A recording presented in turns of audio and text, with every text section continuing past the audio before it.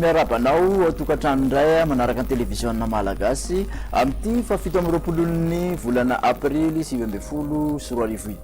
2020 ity ao anatin'ny mety hotetry ny andro tataka izao indray ary ny hamaritra ny mety hotetry ny androtsika ity rindrindrahona ity no somary hamaritra ny tetry ny andro raha hoan'ny amin'ny faritra atsinanany nosy iny izany hoe somary ambany ny tsindrin'ny atmosfera raha toka hitoetra tsikelikely kosa ny alizay any amin'ny faritra hafa Mariana mofa any amin'ny latsinainy any vao tena mitoetra izay alizay izay mikasika ny toetry ny andro hoan'ny rapitso maraina ary dia amin'iny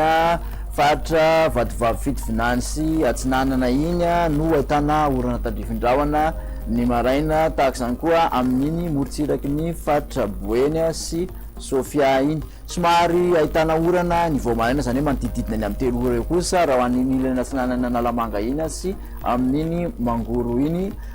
andrahona kosa nefa ny andro rehefa miposaka ny masoandro ny orana malefaka moa dia mbola tazana trany raha hoan'ny faritra any amin'iny Antalahy iny maina kosa any amin'ny faritra Sisa ny tolakandro dia ahitana orana tandrifindrahona izay mety arankotroka amin'reto toerana ireto izany hoe ny faritra Dianasy Sofia mahazo ny faritra Betsiboka ny faritra Analamanga sy Itasy mahazo ny Bongolava Vakinakaratra Amoronmania vatovavy fitovinany atsinanana ary ny faritra Atsimo atsinanana mbola hita trany ny orana malefaka ho an'ny Antalahy ifandimby kosa ny rahona sy masoandro any amin'ny faritra Sisa ny maripana ambany indrindra dia manodidina ny 40 Vakinakaratra 40 hatramin'izay 70 zay raha ho an'ny ampovoan-tany mihoatra ny 20 kosa ho an'ny any amin'ny morotsiraka rehetrarehetra 30 degré Celsius ny maripana ambony indrindra Antsohihy manaraka azy ao kosa dia Imahajanga 30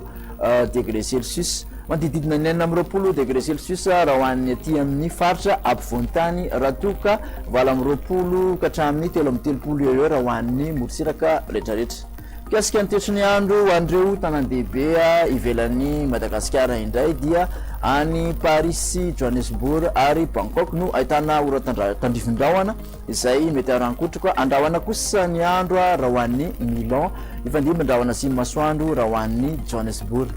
raha hoan'ireo nosy manodidina ny Madagasikara moa dia Maurice ihany no ahitana orana tandrifindrahona izay mety arankotroka ifandimby andrahona sy masoandro raha hoan'ny Seychelles sy La Réunion andrahona kosa ny andro raha hoan'ny Comore dia izay indray no masakazona tolotra antsika tamin'ity an'ity fa manasanao amin'ny manaraka indray elo mety